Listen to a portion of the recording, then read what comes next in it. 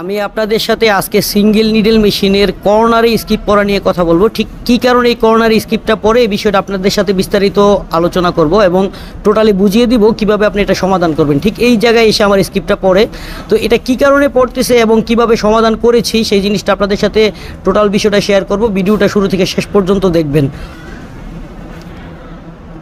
আমার এই মেশিনটা ঠিক এই জায়গাটাতে এসে স্কিপ পড়ে, ঠিক এখানে দেখুন এই জায়গায় স্কিপ পড়তেছে।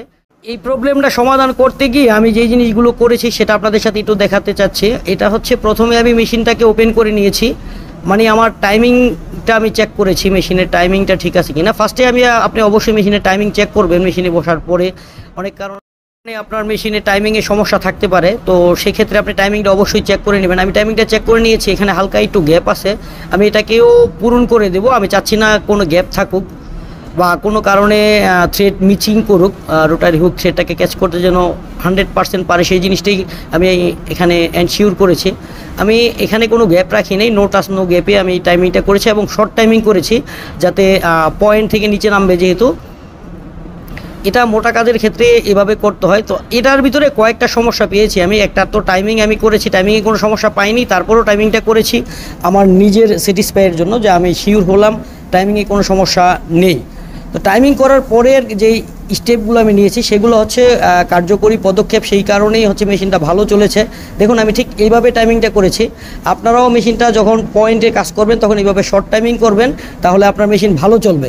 তারপর আমি মেশিনটাকে স্ক্রুগুলো টাইট দিয়েছি। টাইমিং করা আমার কমপ্লিট হওয়ার পরে মেশিনটাকে আমি রোটারি হুকটাকে কমপ্লিট করে আমি ময়লাগুলো পরিষ্কার করে তারপর ফিডডক সেট আপ করবো তখন হচ্ছে আমি এখানে একটা কাজ করেছি, একটু হালকা ফেব্রিক দিয়েছি ফ্রন্ট পার্টটাকে, ফিডডকের সামনের পার্টটাকে একটু আপ করেছি এখানে।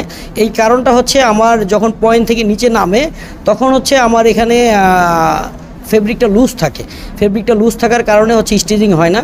তো আমি এটাকে একটু সামনে ওচা করে দিয়েছি, মানে আপ করে দিয়েছি এবং পিছনে একটু ডাউন করার চেষ্টা করেছি যাতে আমার এটা ফেব্রিকটা সামনের দিক থেকে ভালো টানে।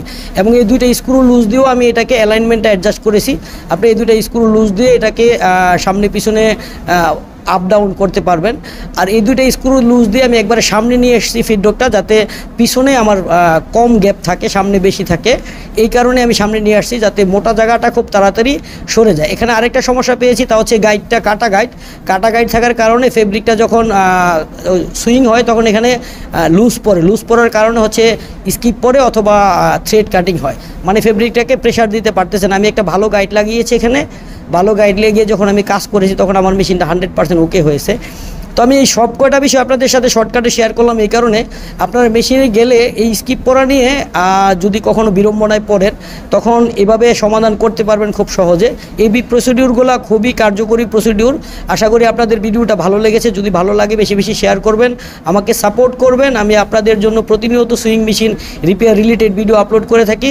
সবার সুস্বাস্থ্য কামনা করছি, ভালো থাকবেন। আসসালামু আলাইকুম।